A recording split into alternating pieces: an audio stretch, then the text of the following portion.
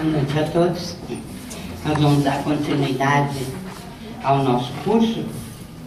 Hoje nós temos a nossa nona aula e eu vou falar com vocês do capítulo Ante o Serviço.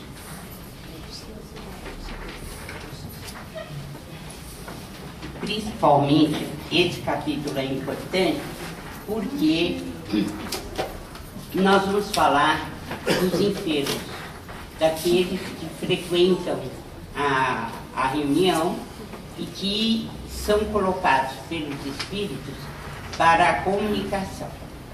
Então, Paulo está descrevendo aqueles que vieram para serem atendidos. Pode deixar. É que eu preciso. Eu já foi, obrigada.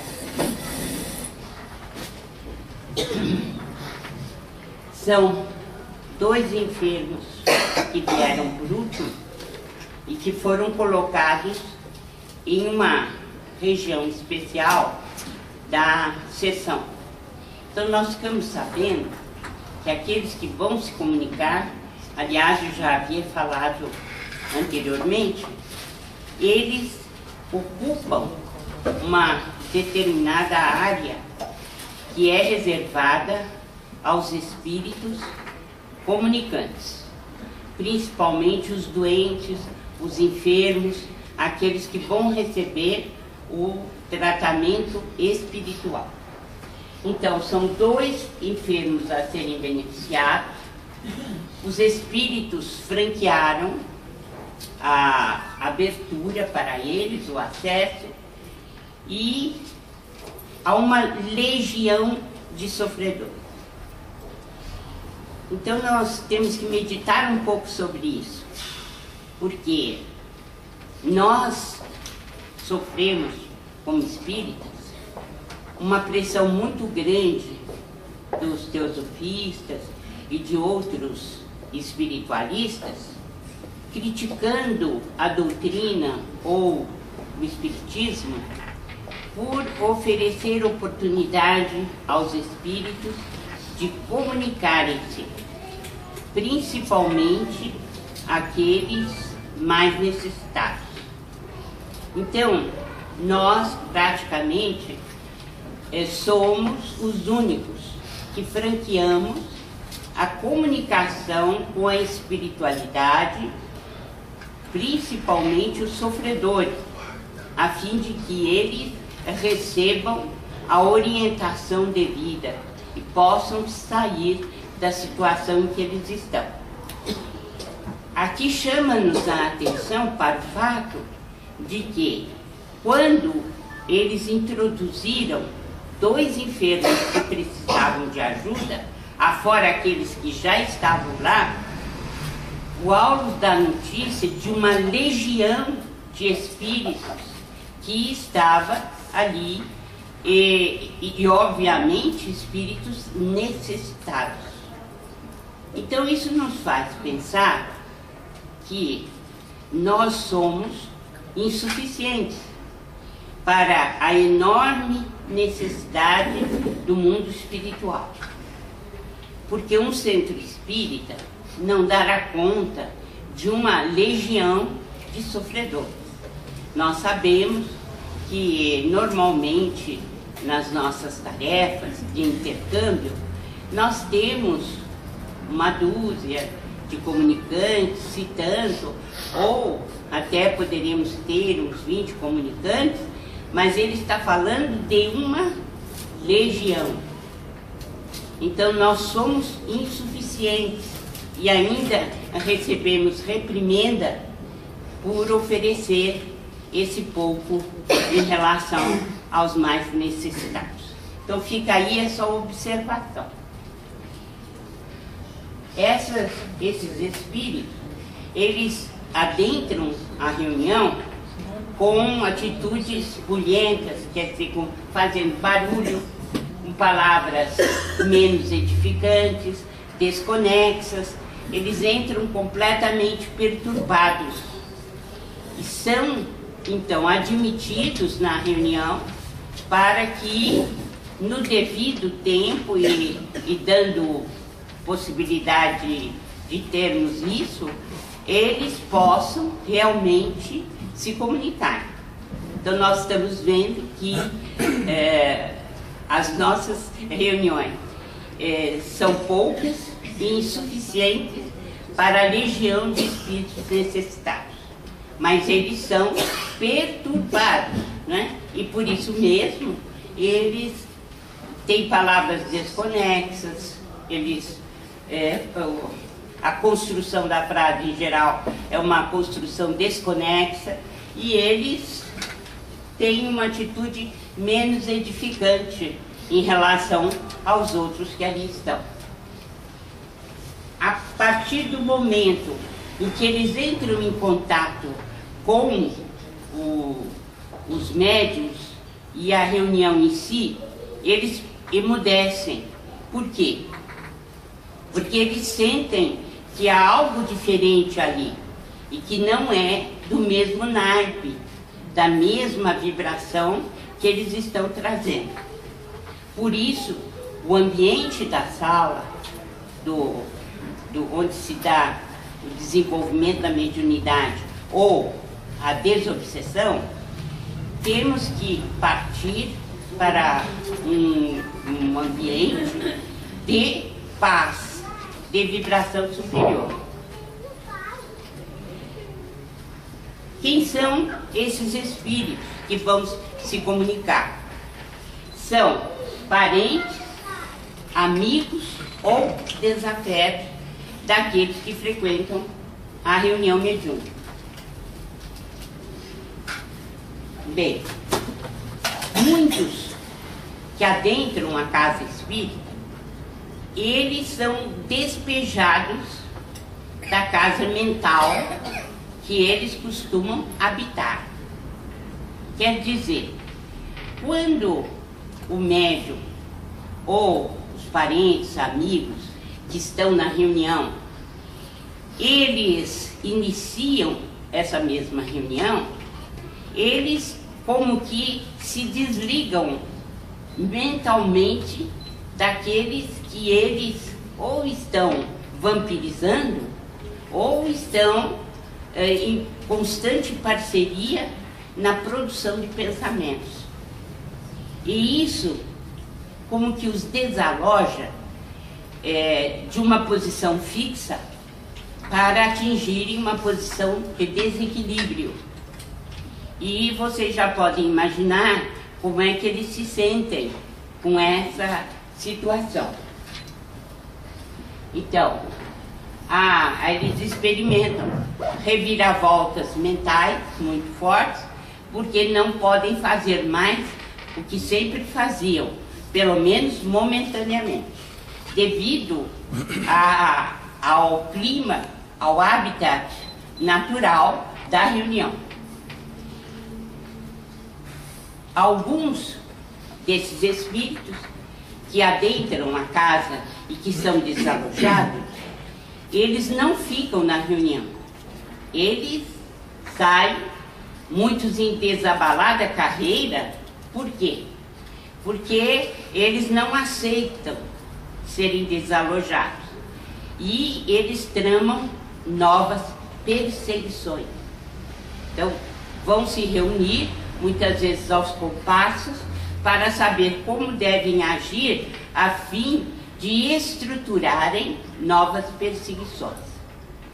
Então esse é o clima que nós temos numa sessão de desenvolvimento mediúnico ou de desobsessão. Especialmente aqui, nós estamos tratando dos espíritos atrasados ou inferiores que vão receber assistência. Outros espíritos, então, ficam, ao serem desalojados, eles ficam muito ansiosos, porque eles não têm perspectivas do que farão. Bem, as palavras desempenham um significativo papel em qualquer estudo que nós possamos fazer das reuniões mediúnicas, quer sejam elas do desenvolvimento comum da mediunidade ou da própria desobsessão. Para que os espíritos necessitados, inferiores, obtenham êxito, eles têm que chegar ao ambiente e encontrá-lo equilibrado, a fim de que eles emudeçam, ou pelo menos não tenham tanta facilidade para agir, a fim de que eles possam receber o impacto da reunião para a modificação. Então, sermões e conferências de sacerdotes e doutrinadores, eles têm uma influência, sim, sobre esses casos, porque eles fazem uma pergunta ao alvo. Então, seria só dentro da casa espírita que esses espíritos mais atrasados receberiam ajuda? E ele diz que não, que os sermões e principalmente, né, as conferências de sacerdotes das diversas reuniões, esses nossos irmãos, através da palavra, eles influenciam também na modificação dos obsessores. Mas há um fato que a gente deve levar em consideração. Assim como na casa espírita, eles observam a conduta do doutrinador ou do esclarecedor, também em qualquer outra religião, quando ouvem sermões ou conferências, esses espíritos estarão muito mais propensos à modificação se sentirem que essas palavras têm poder de penetração maior a partir do exemplo. Então, há uma colocação de Aulus muito importante nesse capítulo a respeito da necessidade que as pessoas têm de frequentarem determinado culto religioso, seja ele qual for. Então, a mente continua encarcerada nos interesses que a pessoa cultiva. Então, o fato de essas almas frequentarem uma reunião de desenvolvimento ou irem a determinado culto onde vão receber informações do mundo espiritual, não significa que de uma hora para outra os espíritos inferiores vão se convencer do que eles devem fazer, deixar as antigas amarras e partir para uma posição mais consentânea com as lições cristãs. Então, o Aulus ressalta que a mente sempre continua encarcerada aos interesses do espírito, esteja ele onde estiver, no mundo material ou no mundo espiritual. Aqui eu já enfatizei o valor que ele dá ao culto religioso. Muitas vezes as pessoas frequentam determinada religião e nós, muitas vezes, fazemos o seguinte reparo: frequenta tanto as reuniões de determinada reunião e, no entanto, as suas atitudes não são atitudes verdadeiramente cristãs ou de alguém que segue aqueles ensinamentos. Mas o Aulus diz que a gente não deve ver assim. Qualquer culto religioso que a pessoa frequente acaba, na esteira do tempo e do espaço, produzindo alguma modificação na pessoa. Então, é sempre bom frequentarmos um culto religioso, seja ele qual for, porque ele nos dará, cedo ou tarde, uma possibilidade de equilíbrio maior em nossa vida. Então, e aqui ele fala em algo que é muito interessante, que os expositores da boa palavra desligam tomadas mentais, né? Então, quando o expositor está falando e ele atinge principalmente a necessidade de quem está ouvindo, ele faz com que o encarnado, por exemplo, raciocine naqueles termos de libertação e provoca desligamentos de associações que às vezes vêm de muito tempo entre o encarnado e o desencarnado. E é interessante porque nesse capítulo ele fala sobre o sono provocado. Muitas vezes a pessoa dorme na reunião e não sabe bem explicar, fica um sono como que letárgico às vezes, e a pessoa não sabe como explicar, porque não estava com sono e acabou dormindo durante toda a preleção. Então, o Aulus explica que também isso é uma atuação dos espíritos necessitados, a fim de que a pessoa não se desligue deles. Então é preciso lutar contra essa situação do sono provocado pelas entidades inferiores e que muitas vezes vão impedir que essas ligações espúrias mais negativas continuem se dando, porque não houve a possibilidade do desligamento das tomadas. Bem, vejam bem, é muito interessante nesse capítulo chamarmos a atenção, como já o fizemos anteriormente, sobre a grande quantidade de espíritos necessitados que uma só reunião, né, condensa. Quer dizer, eles vêm como se fossem as mariposas em busca da luz e querem alguma coisa que eles não sabem muito bem o que é. E que Aulus classifica como sendo uma grande nuvem ovalada, cinza e escura. Por que o cinza escuro? Por quê? Qual a razão?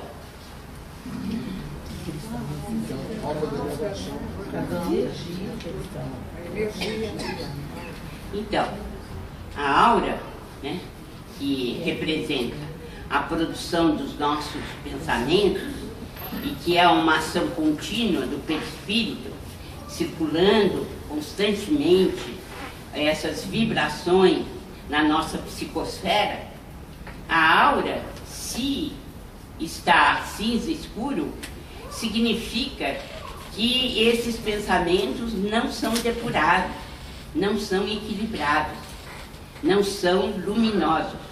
Então nós podemos imaginar o que seja uma nuvem, né? Uma nuvem ovalada cinza escuro, que ele descreve e que está presente na reunião. Ele diz que a doença está presente nesses espíritos porque a enfermidade ela é resultante do desequilíbrio moral. Esta é uma premissa do paradigma médico-espírita, porque nós temos certeza e fixamos esse princípio de que o espírito é prioritário e a sua falta de aperfeiçoamento, a sua inferioridade é que leva às doenças. E aqui Aulus está confirmando esta nuvem cinza escuro, essa nuvem assim, cinza escuro, ela está refletindo, né, o problema do espírito, dos espíritos que estão procurando a reunião, que são espíritos, né, doentes. Por quê? Porque a produção dos seus pensamentos são doentios. O mais interessante, nós sabemos, é que a doença, ela sobrevive no perispírito após a desencarnação. Nós não conseguimos nos safar da inferioridade durante a vida terrena. As doenças surgem na matéria para a nossa renovação espiritual e a iluminação do perispírito. Mas nem sempre nós temos uma quantidade de vida suficiente para refazer, né, os desequilíbrios perispirituais. Isso fica bem claro na reunião com o Aulos, né? Quer dizer que ela sobrevive no perispírito. E quem sustenta a doença? É o pensamento, né? Então, pensamento e saúde estão definitivamente imbricados. Nós somos o produto dos nossos pensamentos, porque os pensamentos são cocriações espirituais. E essas cocriações nossas é que determinam a doença ou a saúde.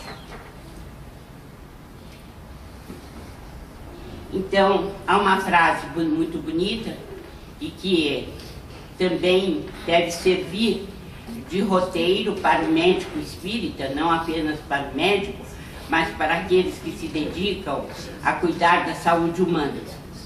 A renovação mental é renovação da vida. Tudo aquilo que nós fizermos no sentido de melhorarmos o nosso relacionamento humano, melhorarmos a qualidade dos nossos pensamentos, reverterá tudo o que fizermos em benefício da nossa saúde. Então, essa frase é muito importante para nós. A renovação mental é renovação da vida. E nós temos que ter isso em mente, uma vez que nos dedicamos às tarefas de intercâmbio. E a tarefa de intercâmbio, os diálogos terapêuticos, são muito importantes porque as obsessões, elas causam doenças. As parcerias simbióticas, negativas, a nossa tendência para o mal, para agirmos no mal e tudo mais, trazem consequências espirituais graves para nós, sobretudo no aspecto da saúde. E aqui uma constatação do Aulos, né? Quão raros na Terra se capacitam de que trazemos conosco os sinais dos nossos pensamentos. Então, quando nós desencarnamos, o nosso perispírito traz a história das nossas doenças. E as nossas doenças foram geradas e são geradas a partir dos pensamentos que cultivamos. Não sei se vocês se lembram, mas quando Henrique de Luna fez o diagnóstico de André Luiz em nosso lar, ele foi capaz de descrever, somente olhando o perispírito dele, todos os problemas de saúde que ele teve, porque estavam mapeados e escritos, entre aspas, no seu perispírito. Então, com o tempo na Terra, nós vamos atingir esse estágio. O médico vai ter condições de olhar o perispírito e fazer os diagnósticos que são necessários para a compreensão da saúde e como é que ela se desenvolve ou como a doença aparece e quais são os meios terapêuticos que nós devemos utilizar para melhorar determinadas afecções. Então, são muito raros na Terra os que se capacitam de que trazemos conosco os sinais dos nossos pensamentos. Então, os espíritos mais desenvolvidos, eles são capazes de realizar o diagnóstico com muita facilidade em relação às doenças que, porventura, nós tivemos no mundo dos encarnados e quais as que nós transportamos quando desencarnamos e que carregamos no nosso perispírito. Bem, ele fala uma outra frase de efeito, mas que deve também ser lembrada por nós. Na verdade, o túmulo é um banho revelador das imagens que escondemos no mundo. Então, se nós aqui na Terra mantemos os nossos pensamentos como incógnitas, pensamentos que não são conhecidos pelos encarnados, nossos irmãos, então, no mundo espiritual isso não existe, porque a partir do momento em que nós baixamos ao túmulo, todas as nossas mazelas são descobertas dentro do nosso próprio perispírito. E quando somos capazes de fazer o diagnóstico dos pensamentos e como eles atuam tanto na matéria quanto no perispírito, no momento em que estamos no mundo espiritual, já desalojados do vaso físico. Então, nesta mesma lição, Aulus fala que a consciência é um núcleo de forças em torno do qual gravitam os bens e os males gerados por ela mesma. Então, a consciência é o principal fator, né, do espírito, quer dizer, o elemento principal do espírito na condução da sua vida. E nós temos aqui que ela é um núcleo de forças em torno do qual gravitam os bens e os males gerados por ela mesma. Nós podemos sofrer nos purgatórios. Por quê? O que vai determinar o estágio ou a dimensão em que nós vamos ficar no mundo espiritual após a morte? Alguém poderia explicar para onde nós vamos? Deus fica falando, um vai para cá, outro vai para lá. Não. Como é que ele faz? Como é que ele faz? Nós mesmos. Mas há um fator que não engana ninguém. Qual é? O peso específico do perispírito. O peso específico do perispírito. Então nós podemos ficar um balão que não consegue se desprender da Terra pelo próprio peso específico do perispírito. Então fica fácil para o mundo espiritual saber para onde nós vamos. E, infelizmente para nós também fica fácil, mas depois da desencarnação. Não é? Então, o aspecto todo é sempre do peso específico do perispírito. Para onde nós vamos? Então, como vocês sabem, nós temos 1000 quilômetros desde o resto do chão até a estratosfera. 1000 quilômetros E nesses 1000 quilômetros, como é que estão divididos as camadas? Junto da Terra, nós temos 50 quilômetros de quê? Umbral pesado, denso, 50 quilômetros. Depois, nós temos 950 quilômetros, né, de umbral médio, sendo que os últimos 50 quilômetros do umbral médio seria o umbral leve, né? Então, vejam bem, o que vai determinar para que região nós vamos? Nossa elevação moral ou não. E a elevação moral é que vai dar o peso específico do perispírito. Ninguém engana ninguém. Aqui na Terra podemos enganar. Em geral enganamos. Mas no mundo espiritual não. Mas existe abaixo da Terra também. Qual é essa região? Umbral já foi, querido. Você já falou do umbral. Qual que é abaixo da Terra? As trevas. Não tenho medo de falar, nós viemos de lá. As trevas são 5 camadas abaixo.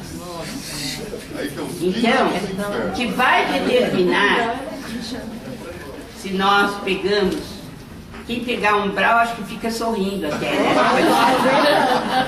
Fica sorrindo, porque afinal de contas é tão pesado, né? As trevas são pesadas, são 5 camadas para baixo. E agora, como vai haver a transformação do planeta, as trombetas do Senhor já soaram lá embaixo, dizendo: vocês não vão ficar. E é por isso que o mundo está como está.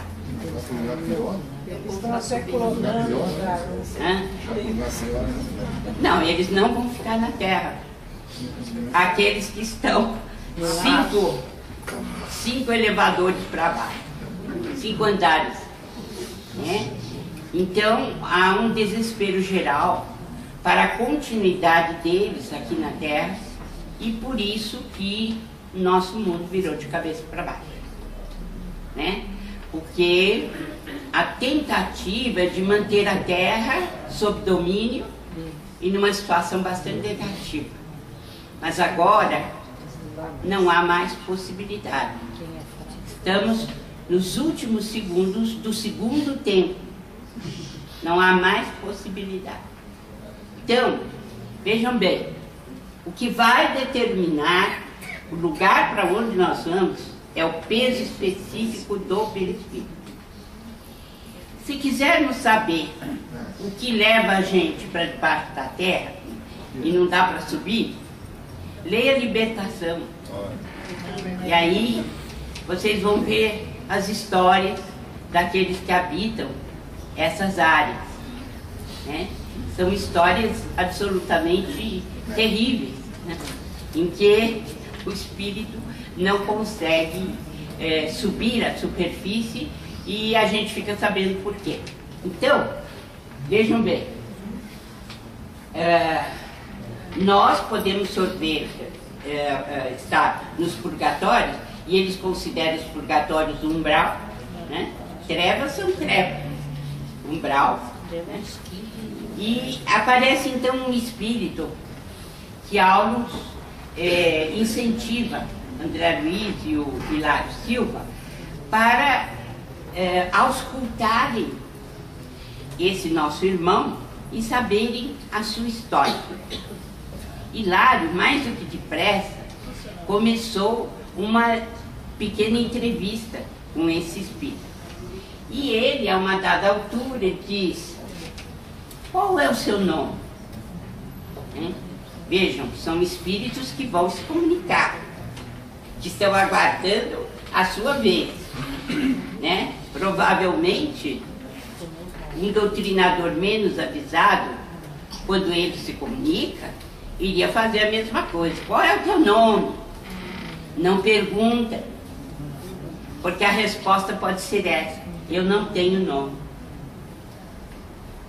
Então, nesse caso, o Aulus diz assim: olha, pode ter sido uma doença que ele teve na parte física. Nós podemos ter algo assim. Mas também nós podemos ter uma ordem pós-hipnótica, que determina que a pessoa não é ninguém. Então, é uma obsessão bastante intensa que é exercida hipnoticamente. Então, pode-se ser uma doença natural que o espírito tenha tido na matéria e que ainda transfixe o túmulo e ele observe em si mesmo essa doença que continua. No entanto, diz Aulus, pode ser uma ordem pós-hipnótica.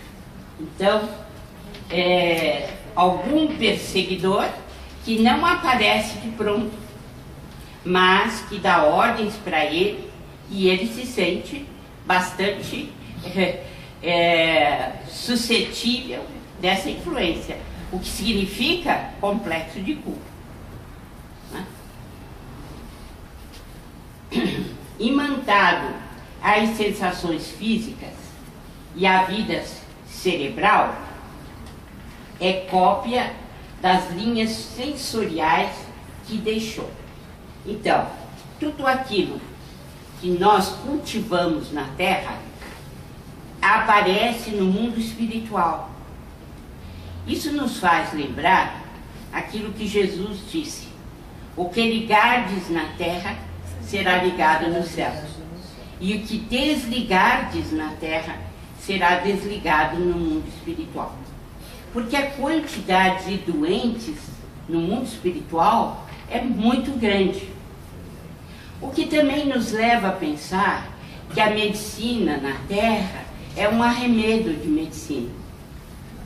Não é a medicina que é praticada no mundo espiritual. Por quê? Porque são tantos os espíritos que continuam doentes depois de ficarem anos e anos nos hospitais terrestres, que a gente fica se perguntando que tipo de medicina nós estamos fazendo. É algo para pensar. Quando, no livro Os Mensageiros, André Luiz começou a dar passes, ele impôs as mãos sobre uma senhora que tinha falecido com tracoma e estava completamente cega no mundo espiritual. Quando André Luiz deu o passe, ela começou a ver. Então, ele ficou muito entusiasmado. E o Aniceto então falou para ele: André, menos. Porque tudo vem da usina. Estamos aqui para servir a usina. Depois ele foi dar o passe em um rapaz que tinha tido um câncer de face e estava completamente deformado no mundo espiritual. E aí ele não conseguiu nada. Então Aniceto aproveita para dizer para ele: veja bem, a questão da cura ou da melhoria não nos pertence. É uma questão do Espírito e de Deus, das leis divinas. E isso também nos reforçou a ideia de que o nosso tratamento de câncer aqui ainda é medieval. E embora a gente passe por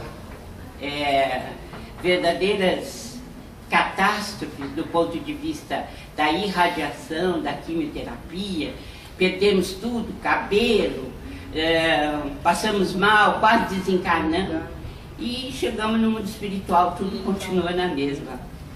Então está faltando alguma coisa aí, né, que é justamente o paradigma pelo qual nós estamos lutando, que é também o emprego do fluido vital em favor dos doentes, que isso não é realizado pela medicina do corpo. Então, ele diz que nós ainda continuamos imantados às sensações físicas, né, e à vida cerebral que nós tínhamos da matéria. E ele faz uma observação muito oportuna. A morte é a continuação da vida. Quem pensa, né, que vai encontrar do outro lado da vida, né, os anjos tocando flauta e harpa, e nós numa sem vergonhice muito grande, sem fazer nada, né,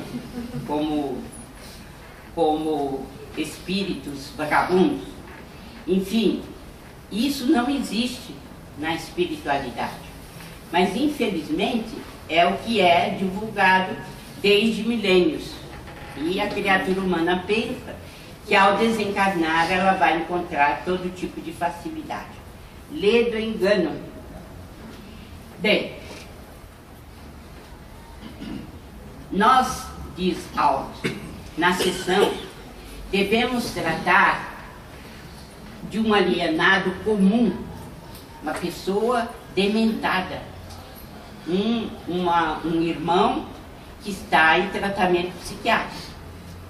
Ninguém pense que nas reuniões nós vamos ter seres certinhos, equilibrados. O que nós vamos tratar são irmãos necessitados, irmãos que precisam de tratamento psiquiátrico. Então, para o doutrinador, qualquer comunicante é uma incógnita. Ele não sabe de onde ele veio, o que ele fez na Terra, quais são os desdobramentos no mundo espiritual. Aí apareceu na mesma sessão um homem esguio, triste, com o braço direito paralítico e ressecado. Não tinha função.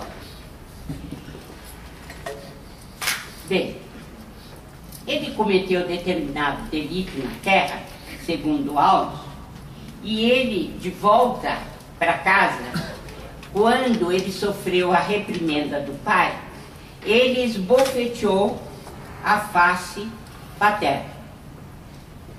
Depois que ele esbofeteou, o pai disse: infame, o teu braço cruel será transformado em galho seco, maldito seja.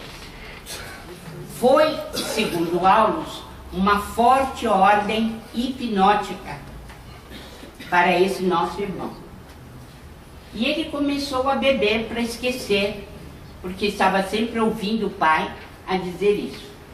O resultado é que ele teve um desastre e perdeu o braço quando encarnar. E aquela ordem vingativa do pai subjugava a sua mente por causa do remorso. Então, como foi que ele entrou na recepção dessa ordem negativa hipnótica?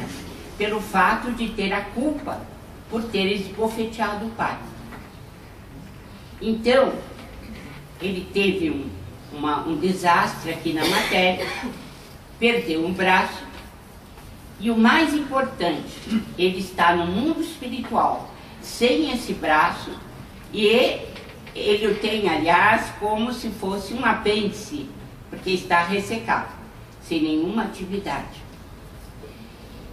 Tudo isso desse capítulo é importante para os doutrinadores, porque muitas vezes aquele que doutrina pensa que vai encontrar um caso muito simples, mas não é tão simples como pensa. Em geral são espíritos muito sofredores e alienados mentais, que de certa forma estão na fronteira, são fronteiriços, se não estão definitivamente como doente psiquiátrico, estão a um passo de.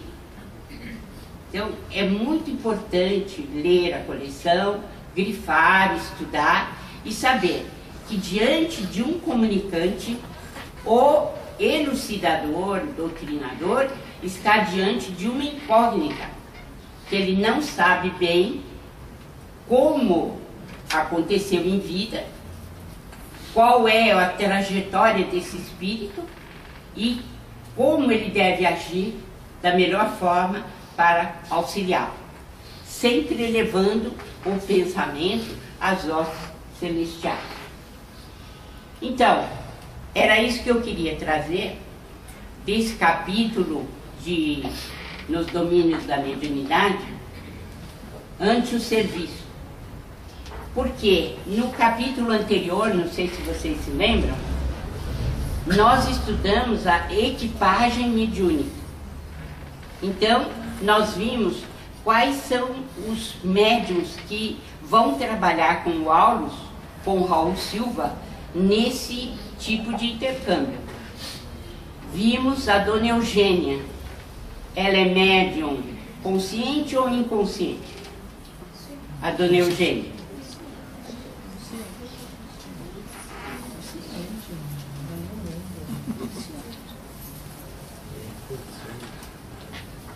Alguém se lembra? Ela é enfermeira ou mãezinha? Dona Eugênia é médium consciente. E a Dona Celina é médium o quê? É da equipe. Que médium que ela é? Médium inconsciente ou sonambúlica. Não sabe nada. Não é capaz de dizer nada do que se passa com ela. E o Antônio de Castro é o quê? O que é o Antônio de Castro? Ele deixa-se e torna-se difícil para o método espiritual trazê-lo de volta. Ainda não está preparado para grandes tarefas. Tá? Então, você falou bem. Quer dizer, o Antônio de Castro está em pleno desenvolvimento, mas é um rapaz bom, né? E está com toda a boa vontade de auxiliar os nossos benfeitores. E ele tem a possibilidade de desdobrar-se ou fazer a experiência fora do corpo. E com isso ele vai buscar o espírito para se comunicar. Mas o Aulus se queixa é que ele se entrega e não tem muita responsabilidade com o corpo. Então, há necessidade de desenvolvimento nessa parte para ele ficar mais seguro quanto à própria mediunidade, né? Então, nós vimos a equipagem mediúnica com a qual eles vão trabalhar. Veremos depois quais são as comunicações que cada um pode dar, né? E vimos hoje o ambiente geral da sala, né? Qual é o serviço que eles vão realizar e que tipo de espíritos vão se comunicar. Isso é um alerta principalmente para quem dirige a reunião. Saber que cada comunicação é uma incógnita. Não sabe direito do que se trata. E muitas vezes é um assunto complicado, que precisa de muita intuição e vontade de auxiliar. Alguma pergunta sobre o assunto?